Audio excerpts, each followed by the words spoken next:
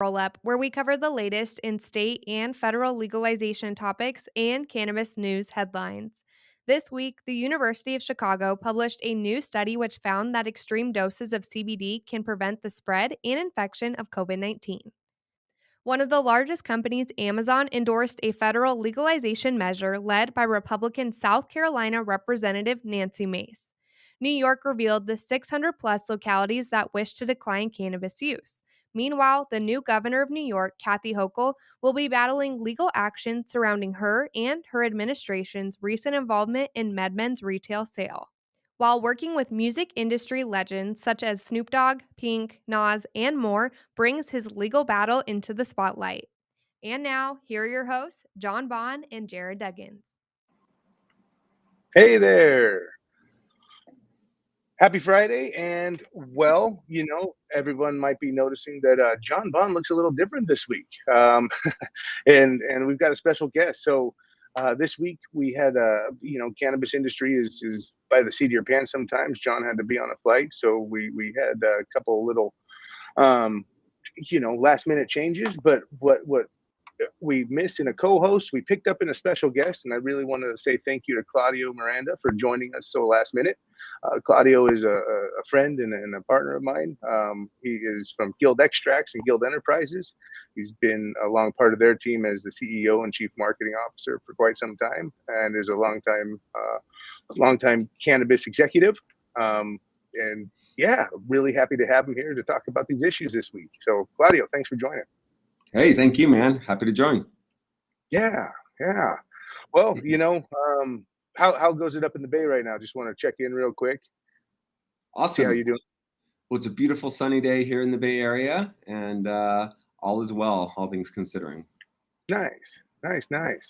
Well, yeah. Down here we've had the winds blow in, so essentially there's a little bit windier. Clouds are still around, which doesn't normally happen when the winds are here. It makes for some nice sunrises and sunsets. It was particularly colorful today. But to jump right into it, again, I just give you guys a little bit more qualification of Claudio. He's been here, and Guild Extracts, Guild Enterprises, Guild Extracts specifically has been a legacy brand. It's one of the brands, we'll call it the few but mighty, that actually made the switch from being part of the pre-existing metric market, here in California, and then making the hop into the metric market and adhering to the laws and rules. So Claudio has been there and done that when it comes down to this legalization gamut, and he's had a chance to be surrounded by some of cannabis royalty. And I'll brag on you just a little bit. He was one of High Times top 100 executives or people to know in cannabis or something like that 2 or 3 years ago, I think, right? Yeah, that's right. Right on. So there it is, qualified. Thank you. And again, thanks for joining us. Yeah. So yeah, I know that you had a brief second to go over these topics before. Is there anyone you want to start with and kick us off, or? No, I mean, the good news, I've got some at the very least surface level familiarity with each topic. So let's just dive in, take it from the top. Perfect. Right on. Well, there's been a couple things that have come out in the past weeks to do with CBD and COVID. CBD, CBDA, CBGA, and COVID was a study that came out of Oregon. We kind of talked about last week, but this week, University of Chicago and CBD published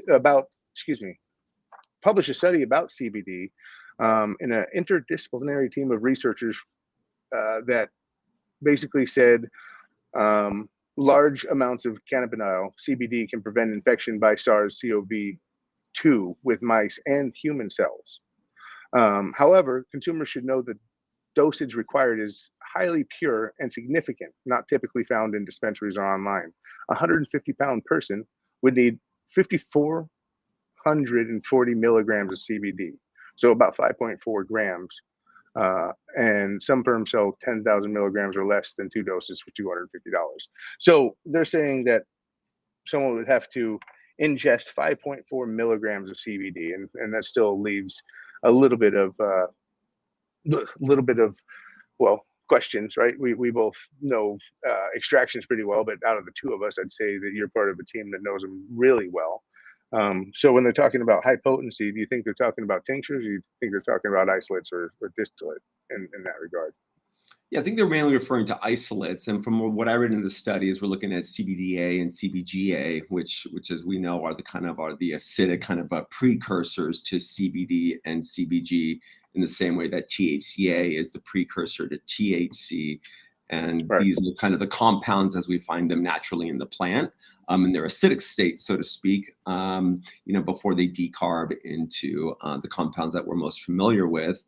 But yeah, I mean, I think really what we're talking about is to get them in their purest state. You want to get them as an isolate, and an isolate, by definition, I believe, means that it needs to be the singled out cannabinoid, in this case CBD or CBG, in 98+% purity, in order for it to be a kind of a true isolate.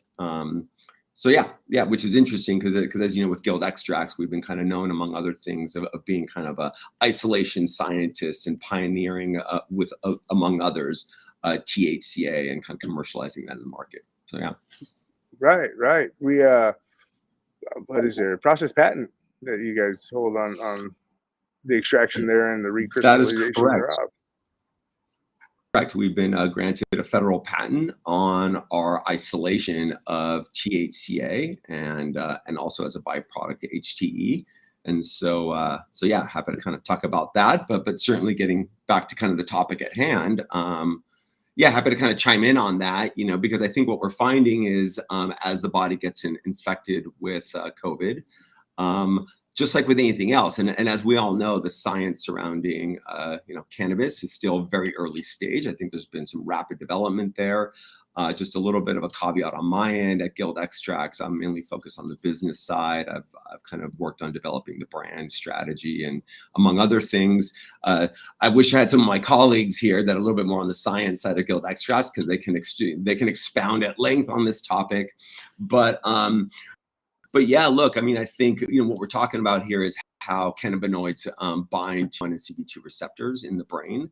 And my understanding, and again, this is kind of very cursory, superficial level understanding of the science here, is that as the cannabinoid, in this case, CBDA and CBGA, are binding to the receptors in the brain, they're effectively blocking COVID from binding to those receptors and creating kind of blockers there, which then can prevent the virus from entering the body. That's kind of, I think, the kind of superficial explanation there.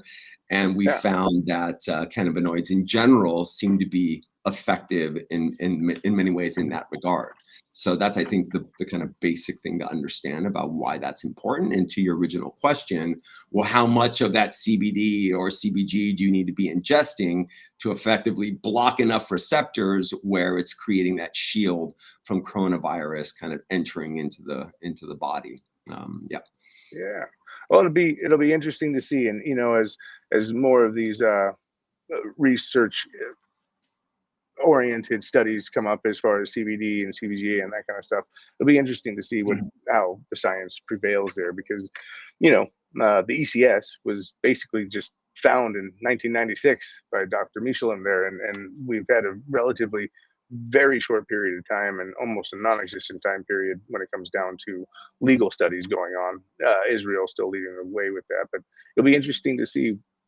We've got a whole body system called the endocannabinoid system for this, and essentially we're going to see more and more how much the body's going to self-regulate and or be able to work with the stuff. And I saw Here We Grow Wicked said you have to eat it though. Is that right? And Claudio touched upon Yes. that. And essentially, it's going to be in its acidic form, which means, a tincture or eating it. But he Correct. also touched on the fact that it can't be decarbed. And, I know a lot of cannabis enthusiasts are on our channel and that kind of stuff. So, forgive us for rehashing on something you might know. But decarboxylation is the addition of heat. And so, like, if you were to eat cannabis as a flower by itself, you wouldn't really be getting high from it. But you take that same piece of flour, you put it in a bowl and put fire to it, decarboxylate it in step there, that's where you get these effects. So essentially, you'd want it in its raw form, like Claudio was alluding to, Yep. without decarboxylating. Yeah, and so ideally, like in tablet form, like for example, Guild Extracts makes a THCA tablet that's been popular for folks, especially as it relates to helping with inflammation. Kind of funny little side story is that throughout COVID, I've been eating our THCA tablets because I think we're aware of the fact that COVID in general, that a lot of diseases of the body are rooted in inflammation-related issues, right? Inflammation is the source of a whole kind of gamut of different ailments that we experience as humans. And so one can argue that, and so especially with like autoimmune diseases and whatnot, that you want to have anti-inflammatories. And normally you're looking at corticosteroids and other type drugs that would be anti-inflammatory in that regard. But we know that there's a lot of negative side effects that can come with those. Whereas we're finding with THCA, very pure THCA like we make, put in a tablet form.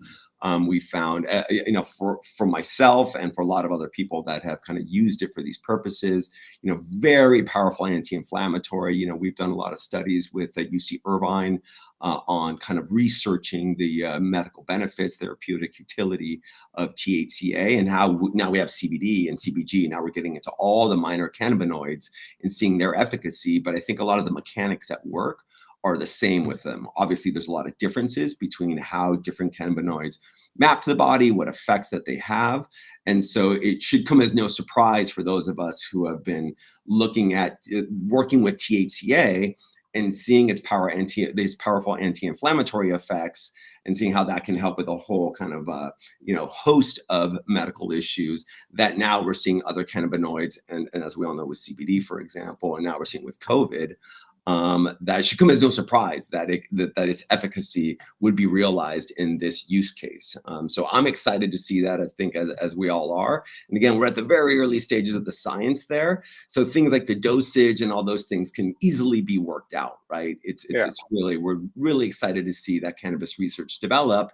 And just one last note there is that, kind of the unfortunate thing is that for so many decades now, that cannabis research and science has been suppressed in America, right?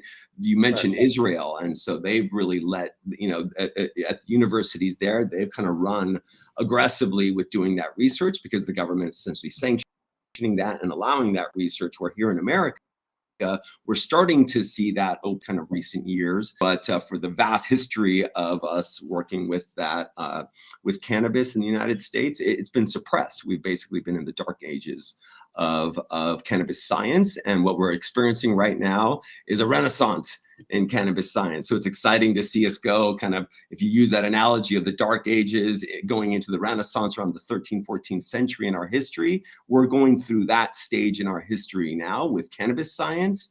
And so we're waiting for the Leonardo da Vinci's and the other various kind of philosophers and scientists of our Renaissance to come on the scene and help kind of unleash the potential of this incredible plant and the medicines that it produces.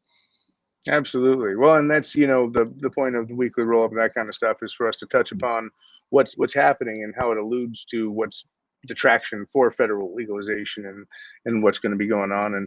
And so, yeah, I mean, the fact that amidst a world pandemic, CBD and these compounds found in cannabis and that kind of thing are at the forefront of the conversation. Actually, we'll be fast forwarding this a little bit as well. I think in that regard, it's again, decriminalization and descheduling versus rescheduling, who gets to get involved in that, portion of things coming to fruition here, right? If it gets rescheduled and only certain people get to do the research, well, it's going to be a minute before the anecdotal science or stuff that we as a community have been experiencing all along. The anecdotal science is why people use it on a daily for their remedies, right? It is a medicine for lots of people, right? But that's still anecdotal at this juncture. And so to get that science and research surrounding the conversation is hopefully going to happen through descheduling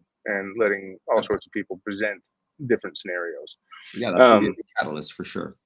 Yeah, well, and speaking of catalysts, we've got a couple other topics and they brushed on them in the beginning of this, but Amazon, there's a catalyst for you, right? Yeah. All of a sudden they're back in the news. They have been out a couple different times with press releases and that kind of thing in support of cannabis, and also hiring on people who, they're not going to drug test for cannabis and that kind of thing in certain positions. But on Tuesday, the world's largest e-commerce, as we all know, basically got behind, endorsed a GOP champion bill in the United States Congress that would federally legalize recreational cannabis, enabling individual states to choose either to maintain restrictions or implement regulations. And again, that's the States Reform Act. We've talked about it here on the show with Steve Hawkins from the USCC and that type of stuff. We've touched about on this so far, but essentially, Amazon's like, hey, that sounds like a pretty good idea. What are your thoughts about Amazon endorsing that and getting behind it? Yeah, well, I mean, it's good and bad. Obviously, I think the good part of it is as much as we can get kind of bigger business and influential business that look, as we know, these things are all political, right? And so to be able to win political battles, you need people who have deep pockets, who have a lot of political influence, and clearly Bezos and Amazon and the Amazon empire has a lot of power in that regard, so they can move mountains. Whereas, someone like myself and a small cannabis company has just a very small fraction of the power and influence. So in that regard, that's very positive. I think, though, on the downside of that is what we're going to find is Amazon is going to really, step in as the 800-pound gorilla and just squash a lot of the kind of small, medium-sized businesses. But that on a certain level is, I think, going to be just a natural outcome of legalization. That just like any industry, as it matures, you're going to see a lot of big players really kind of swallow up a lot of the market share. So that's kind of, without going down that rabbit hole, I have kind of a lot to say on that one, but that's kind of the kind of cliff notes. But one thing I'd like to say that I think is really kind of just food for thought, that to me is one of the pivotal issues with legalization, is federal legalization. Is just because something's federally legal, there's still a lot of rules that we're going to have to go through, rules, regulations, laws around interstate commerce. So I would encourage everyone to kind of look at the wine industry as an example, right? Like, wine has been federally legal for a long time. But for those familiar with the 3-tier distribution system in wine and what's called the reciprocal kind of state laws, that, for example, if you're a winemaker or a producer in California, there's strict rules around which states you can import and export and have reciprocal kind of interstate commerce with. Right. And there's also the 3-tier distribution system that you have to work through. And so the point I'm trying to make is that just because today, let's say, it was all of a sudden federally legalized, that doesn't mean that we now can, California, export to every state in the union, right? Right. Those things are not one and the same. That I think we're going to find, like wine, there's going to be some pretty strict rules. And what's happening on the ground here is that there's a lot of protectionism happening in a lot of legal states right now, especially on the East Coast and Midwest. And you've got to think about, here again, it's about power and politics, right? And you think about a lot of the capital that's going into states, Oklahoma, Massachusetts, New York, Pennsylvania, name a state, right? Where right now it's all kind of mass capital going into a lot of infrastructure development in these states. And what these guys don't want is, they know that a customer in Oklahoma, if they go into their dispensary and they see like Oklahoma grown flower versus Humboldt grown flower that has that California appellation, just like with wine, which 50+% of the wine sold in America is from Napa, and one can argue it's from the power of the Napa appellation. By that same token, a lot of, I think, people fear those that are putting a lot of investment into these states, that the minute it goes legal and you can export California flower to all these different states, it starts to beg the question, well, now these customers are going to want to start to buy California flower because of that OG kind of California appellation status. So then what does that do to their investments, right? If I've laid out, as an investor, $100 million to build cultivation infrastructure in Massachusetts, New York, Oklahoma, Florida, then what happens to that cultivation and the value of it when all of a sudden California cultivation is flooding those markets? So there's a lot of protectionism happening right now on the state by state level. A lot of MSOs are behind that are actually maybe in favor of federal legalization, but they're blocking the ability for interstate commerce and for exportation of California cannabis flower into those states for the reasons I'm discussing. So there's going to be layers of this that are going to happen post federal legalization that we have to pay attention to. Right. Well, and I know, sorry, something on my face. I know that you said something about Amazon coming in, and that's all of our worst nightmares. People who've been in the industry for a while. It's all big corporate coming in and taking everything up. Well, like you just were alluding to, and we talked about it last week about the tier system with the wine and alcohol distribution, that kind of thing, and regionally, keeping local farmers, you know, in the money for doing it, giving them the ability to make money and make a living off of it and do that kind of thing.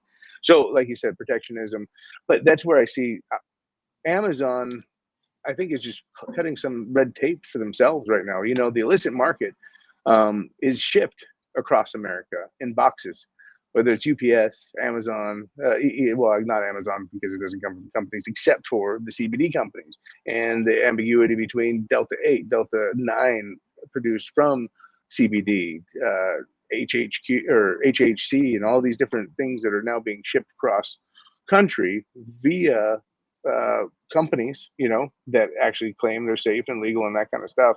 And Amazon's probably, sending some of that stuff. It's available on Amazon. It cuts through some of that red tape. I think, getting involved in a way that they're able to not run the risk. Sorry about that freeway side right now, but run the risk of carrying illegal substances as well as, employing people on a level. I think that's a first step for them, but I don't see them getting involved more so than they are right away, just because of all the red tape, like you were saying, on a federal level and interstate commerce and that kind of thing, except for when it comes to hemp and CBD derived goods. I think right now, because of the Farm Bill Act and a few of the protections there placed federally around hemp derived goods, there's some loopholes and there's some opportunity, of which people are doing the same thing they did with cannabis, right? They're getting it out there to people, and they're discovering things, and they're finding out on their own, just like they should, and like we did with cannabis. It's just part of the process until the government swings around to it. So I see it as them cutting some red tape along the way to shoot.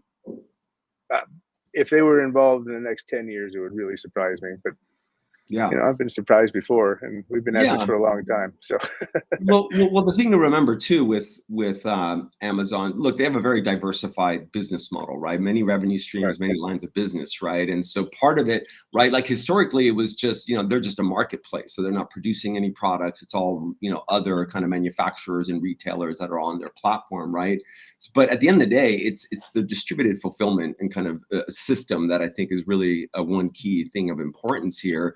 Because going back to what I was saying about interstate commerce, like for our company, for example, like let's say many California cannabis operators, if you only have California operations, then you're fulfilling just out of the state of California. And if other states are blocking the ability for us to export, then that's as far as we kind of go, right?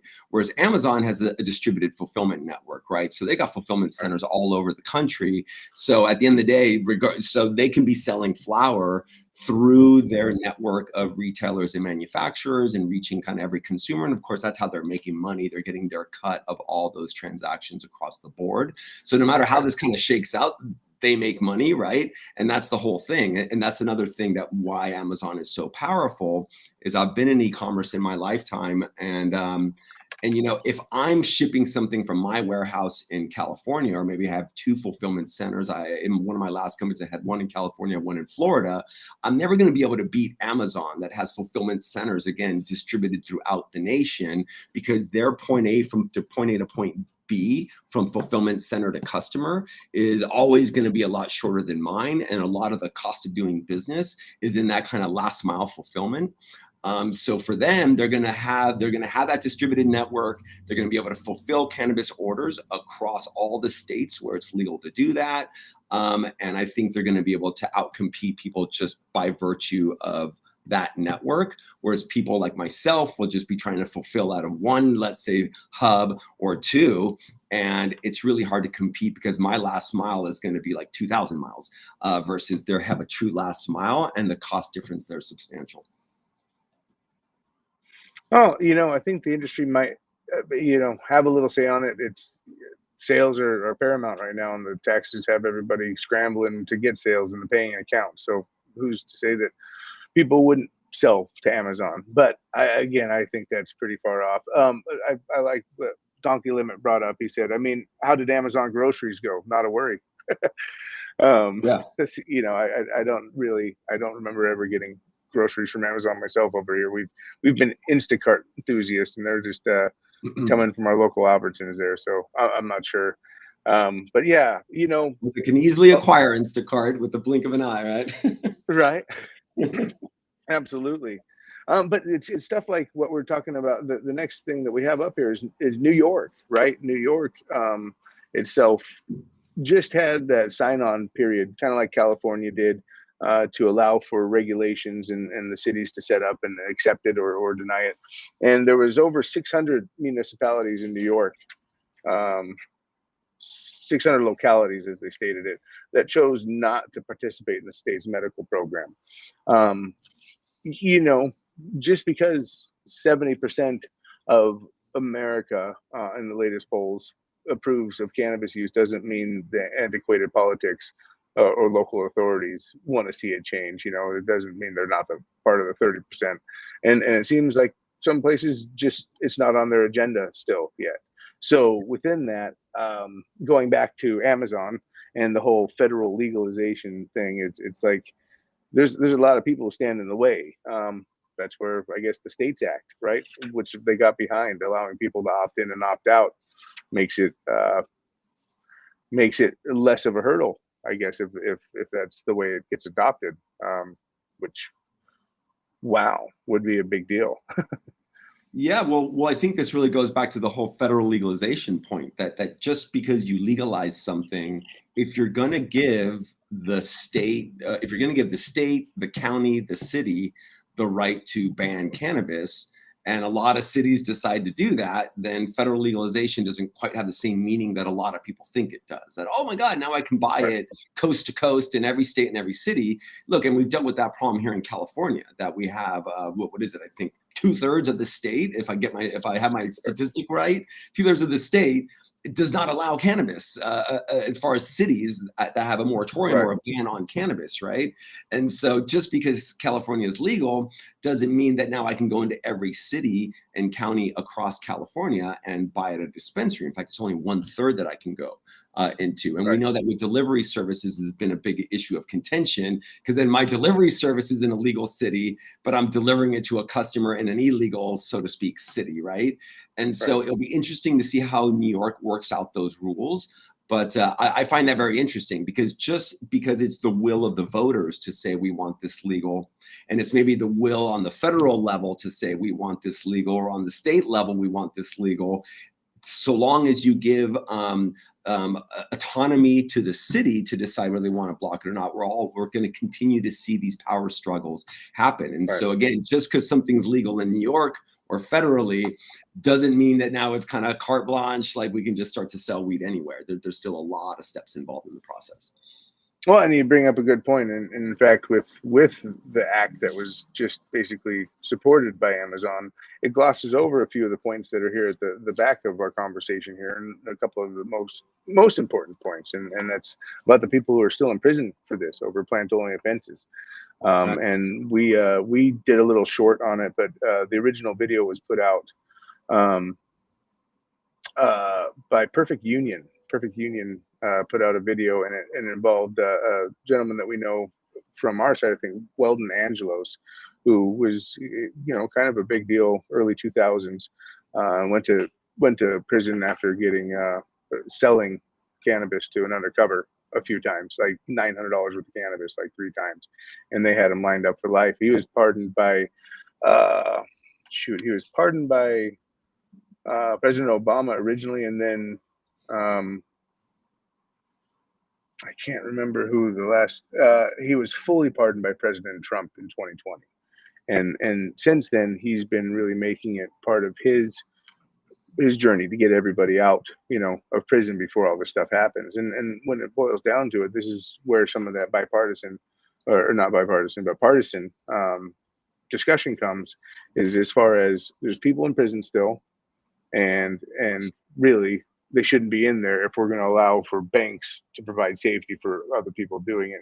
And this seems to be where there's contentions on the laws that were, until this last one was presented, as far as the States Rights Act, right? and could surpass that. But where does that leave the people in prison? Where does that leave the people who live in states with antiquated laws having to move? Right. Right. That's right. Yeah, no, Is that federal legalization? Yeah, well, I mean, here again, there's so much complexity to it, very political. But yeah, look, I mean, it's funny. I heard, I was listening to an interview, but with law enforcement on this matter, and and from their perspective, which is interesting. It's like, look, there's different laws that happen over time, right? There was a time when many things that we do today legally used to be illegal, right? Right. And it's, look, at a certain point in time, it's illegal, and the people who when those laws are in effect and certain conduct have to pay the consequences of that. And then when something becomes legal, then it doesn't mean that all of a sudden, like, that alleviates that, in the sense that you still broke a law at the time the law was in effect, and so therefore you're guilty for that law. And right now, I'm sure that if you really wanted to look at all the laws that applies to, you can probably find hundreds of different laws that might now not have lesser consequences or no consequences, that I think there's a legitimate grounds to be saying, well, then those people should be exonerated or alleviated or whatever it may be of that. I personally believe that absolutely there's a lot of reform that needs to happen there, and people that have gone to jail historically for cannabis related offenses should absolutely be let go. And I'm kind of echoing what I heard from kind of a law enforcement voice on this interview. It just got me thinking, that's kind of interesting, right? Because it does, although I kind of disagree as it relates, I could agree as it maybe relates to other laws. The time changes, laws get reformed, and we kind of move on. But yeah, look, I think that reform in this area is really critical. I personally have a lot of brothers and sisters, so to speak, of mine that are in jail for cannabis related offenses. I've personally had my brush-ins with the law in this regard, and so it really hits home for me. And I'm hoping that as part of all this legislation and reform that we're seeing on the cannabis kind of legal side of that as part of that, we're addressing these issues of injustice. So absolutely. Nice. Well, and this is really just the article, or not the article, but the video that Perfect Union put forward was really just accentuating the fact that Biden kind of ran on the decriminalization ticket, right? And I hear people saying, well, he didn't promise. Well, he was campaigning on it. Let's not nitpick words. Let's not whatever he said. I'll go so far as to quote what we put up there is, I think marijuana should be decriminalized, and those that are in jail should or have a past should be wiped clean, zeroed out. That's basically what he said. I paraphrased it, so not quote, but it was pretty darn close to what he said. You can see the short on our channel.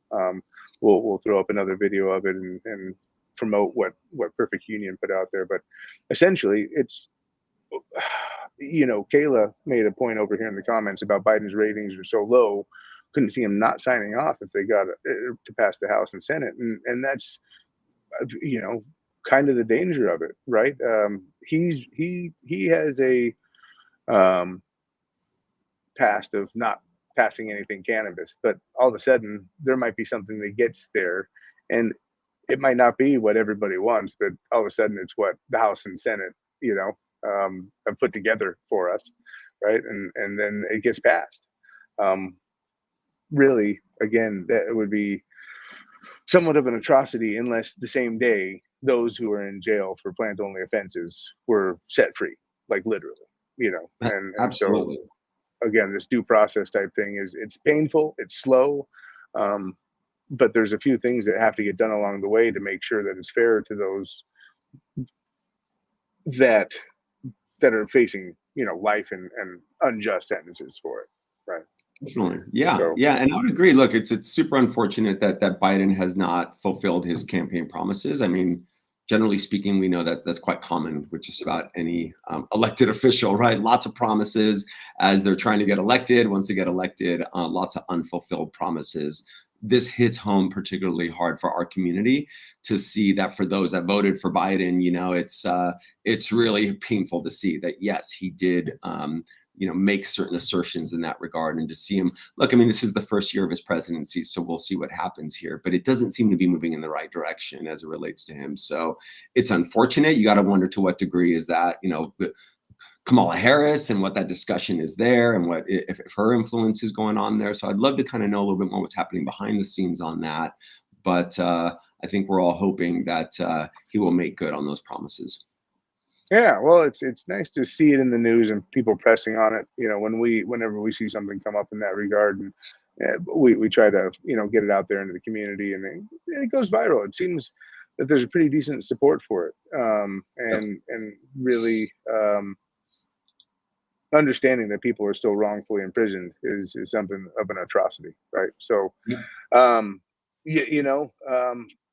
but the fact that it's on again, it's on the wind, it's out in the news, just like the CBD and COVID and that kind of stuff. It's part of today's conversation, which I think alludes to the fact that we've got more momentum than ever, and it's actually in a more positive light than ever before, especially in my lifetime.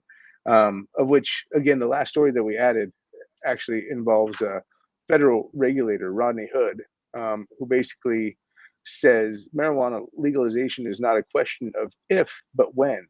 And again, he's offering advice on how to navigate the federal conflict that has left many banks reluctant to work with the cannabis industry. So, you've got a federal financial regulator that's basically starting to put it in the wind that, hey, you know what? Even up on this level, we're talking about it, and on this level, it's here to stay. So we got to start figuring it out. Um, you know, people in prison, uh, federal prison, right? I think that's the conversation. Federal prison is one thing, but there's states that, like you said, it's going to remain illegal in. Those people just SOL, just shit out of luck. Yeah. How's that one go if everything happens to go federally Yeah. Well, legal look. there? Yeah. Well, just to echo a point I made earlier, to me, it's not the if but when statement. It's the if but how. I think look, the toothpaste is already out of the tube. Like, it's gonna Right. be federally legal. Like, that's just, at this point, it's an inevitability. The question isn't when. Well, it is a when for sure, but I think more importantly, it's the how. And like I said, just because it's Right. federally legal, there's so many nuances in terms of how it becomes legal. On a state by state basis, the interstate commerce issues that I referred to, related issues. There's, again, import, export within the country. There's exporting to other countries. There's trade agreements between countries. There's just so many layers of complexity to this. And the key kind of thing that I've kind of, in some recent conversations I've had, that was a big eye opener, is I've talked to folks that are on the investment side of cannabis, that are kind of on the MSO side of cannabis, that want legalization as much as we all do. But for them, they're really focused on the how. And there's a lot of that protectionism there, because just like Right. anything that we see with any type of business, people have their own business interests. So they want the how to unfold in a way where their business interests are protected, where they can create moats around their business, where they can protect intellectual property, where they can, whatever it is, right? So the people that are actually on the front lines of lobbying and influencing regulation and legislation are the ones that are Mm-hmm. shaping the how that this unfolds. And that Right. how is going to inevitably, if it follows the rest of kind of big business in America, that how is going to favor the powerful and the influential first and foremost. And so that's what we want to kind of look at there, is how that's actually going to play out. And as always, the folks, especially here in California, that are the small, family farmers, that really are the ballast and the under kind of the engine of this industry that's been for decades. Unfortunately, they're the ones that are going to lose the hardest there, because the people who are really the OGs, the artisans, the people that really built this industry from the ground up and were the pioneers, so to speak, that took all the hits in founding this great industry of ours. Just like with any industry, they're the ones, and I would say me included to some degree, that are going to take a lot of the hits here. While again, the more powerful and influential that are on the front lines of a lot of this lobbying are going to get the how unfolded in a way that has a lot of favoritism and protectionism for them. Yeah. Well, going to go out on a limb and say that we're seeing it here in California, and Hmm. as a brand owner and someone participating in it, it's you're having to go through uh, the suffocation of an industry through taxation. And realistically, even within that, the taxation favors the people who are coming next. The laws are written. 2023, Katie bar the doors. Big money's allowed into California, and we'll see, because essentially, big money usually comes with lobbyists, and lobbyists come with change, and then all of a sudden those taxes might be alleviated. Poof, you Yeah. know. So really, it is about the how, and for people along the way, such as the small companies, the mom and pops. I mean, even the companies who have become something during this time period, that have exited and become public. They did it during this time period, right? They're still minuscule. These Yep. billion-dollar companies, these billion-dollar MSO valuations. These are tax write-offs to the money that we're talking about here, and tax write-off revenues.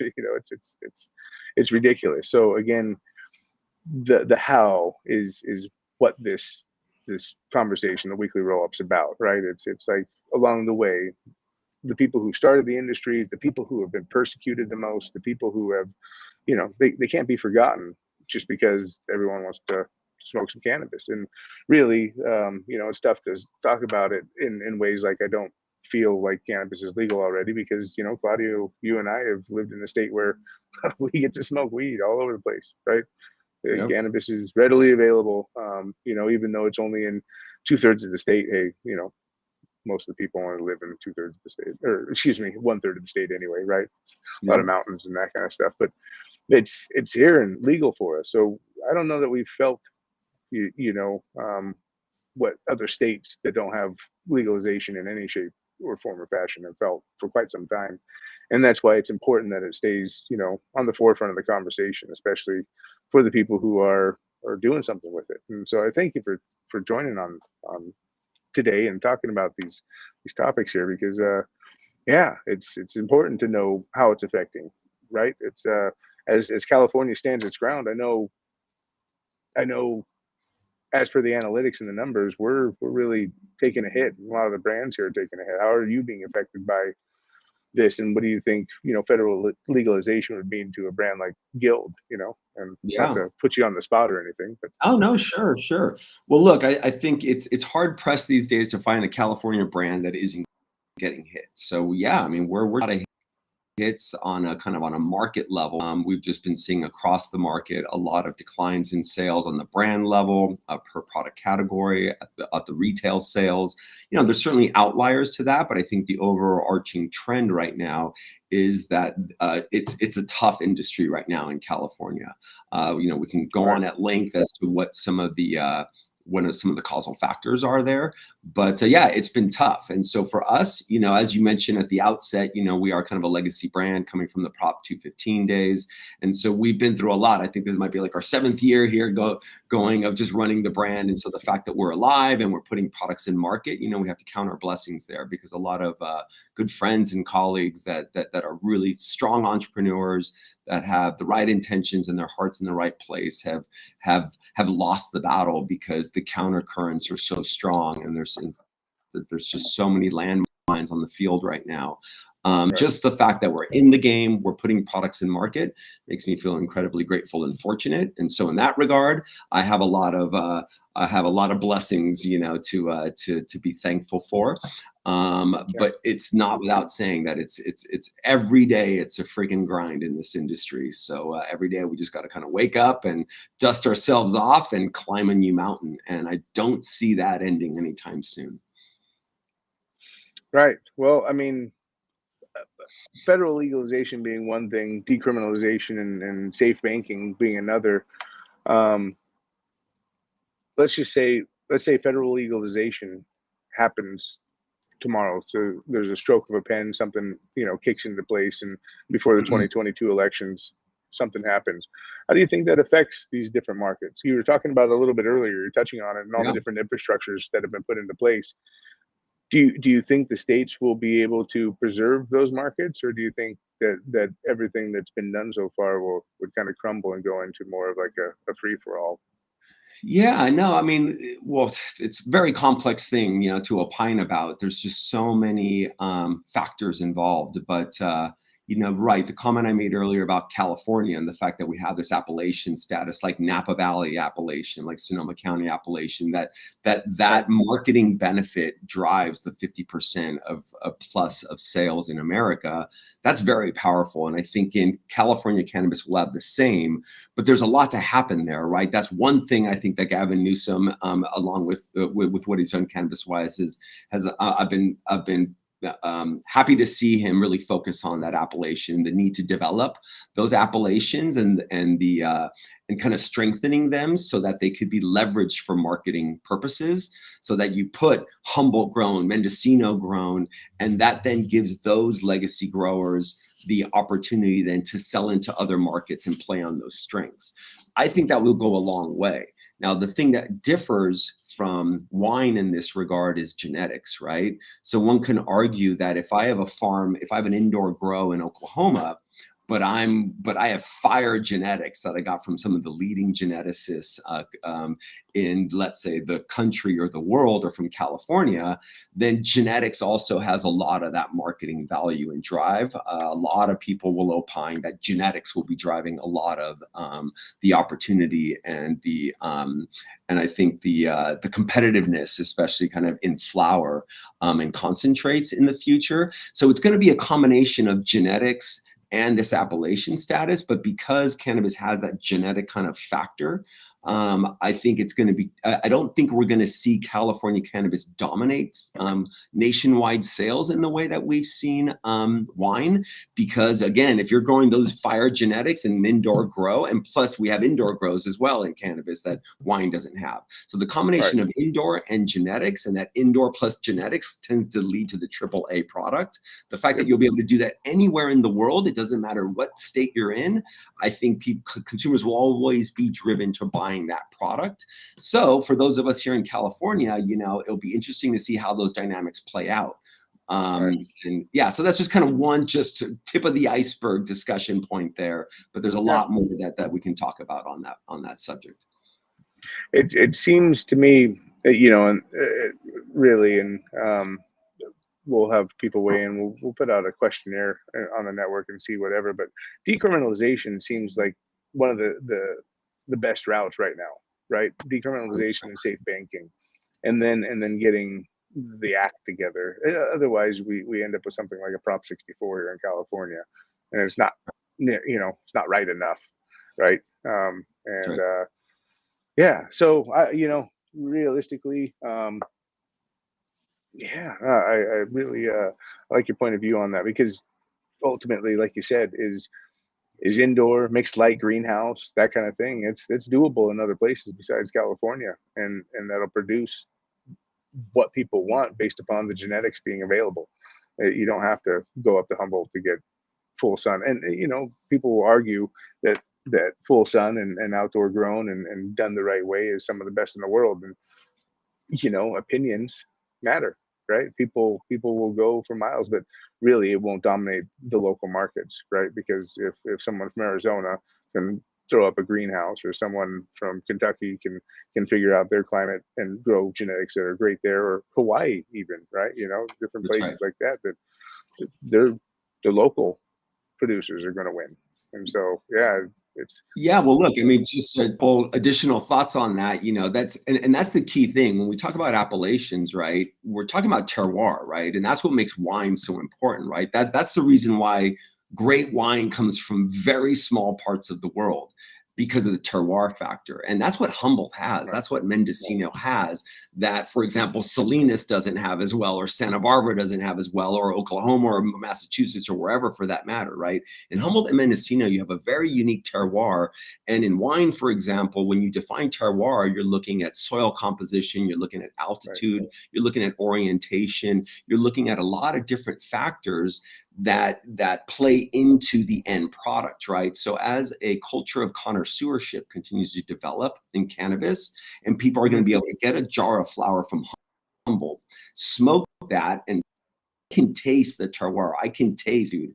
I can taste that orientation. I can taste that soil. I can, and what that's called is typicity, right? I can taste the typicity of the terroir in this flower. No matter what you do, you're not going to get that from an indoor grow.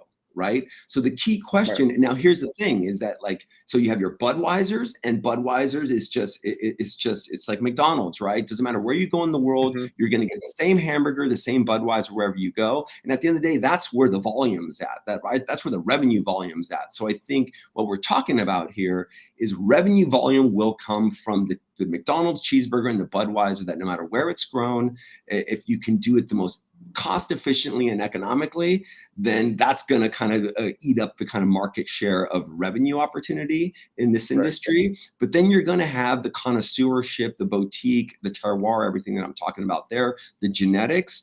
And I think at the end of the day, like, speaking for myself, there's nothing like organically grown Humboldt Mendocino flower that is just from the best producer, artisanal producer from the best sites. And I look forward to the day when all that gets mapped as meticulously as you would see in the great vineyards of Burgundy or Bordeaux. And that day is not here, but it's coming. And I'm going to be at the front of the line of just enjoying that ride. And so it's coming. Oh, and I know you've had a chance as a company, Guild Extracts, to work with some of those farmers, and that's kind of the company ethos there, is to work with the local farmers and put out some of the best products. You know, and when it comes to extraction, you're really as good as your farmers, right? That's exactly right. Right. So, yeah. Hey, no.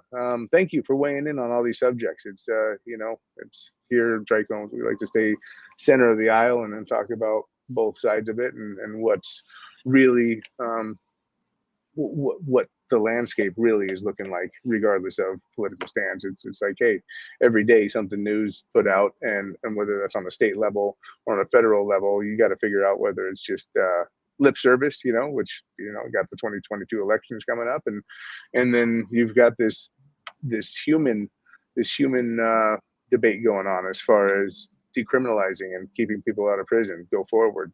And realistically, I think that on a federal level is paramount to us figuring out how to get everybody cannabis, because essentially if you decriminalize it, then it's not a problem so much on that federal level. But hey, like you said, there's layers to it, and it's about the how. Always and is. I am not a politician, so yeah, but you know, I really want to say thanks again for joining today, Claudio. That was super last minute, but yeah, thanks for coming in. You know, everybody out there in the comments, thanks for joining us today, and we really love the comments and questions that we get from you guys. You know, when it comes down to it, it's this is our life, our industry, and what we do on a day-to-day basis. So having people aboard like Claudio and John and Maha, who will be joining us in the next couple of weeks come forward, this is what we do. So we'd like to, you know, get some questions from the audience as far as what matters, and you know, and what states you guys are in from, and what's going on there. And if there's any other questions, you know, we do this on a weekly basis. So go ahead and hit us up, whether now or after we cut the show, in the other comments, and look forward to those questions and comments. But for everybody that was in the comments for this live, thank you very much for joining us. And Claudio, again, thanks for signing in on this Friday. You got any plans for the weekend? Oh, just going to take it easy this weekend. It's just do a little hike and get some housework done. So yeah, just prepping for an exciting year. I think we're all just on the final note here. You know, 2022 is going to be an exciting year for a lot of us in cannabis, where it's been a pretty rough last couple of years. And so we're looking to see, are we going to kind of turn some fundamental corners this year? Are we going to kind of still go through a lot of the struggles that we've seen with COVID and broader kind of macroeconomic conditions? And so, so in some ways, like my weekend, like a lot of these weekends, is thinking ahead and looking at what to expect for 2022. And we're all prepping ourselves for another eventful year in cannabis. Awesome. Well, hey, Donkey Limit, here we grow wicked. Thank you very much again for your participations here. Claudio, again, I'm sure we'll be together, and this won't be the last time that you're on the show here. And we'll do it in a fashion where you get to prep a little bit more too. But again, thanks for filling in last minute, and we'll talk soon. Yeah, no, thanks for having me. I'm excited to have dropped in. Right on. Thanks, everybody. Make sure you subscribe and like this show, and subscribe to the channel, and you'll be able to catch up with our morning buzz. Pretty sure that everybody here that's watching the live is already part of our subscription. So again, thanks for your patronage. Look forward to catching up with you guys soon. Next Friday we'll be on, same bat time, same bat channel. Have a great weekend, everybody. Thanks, guys.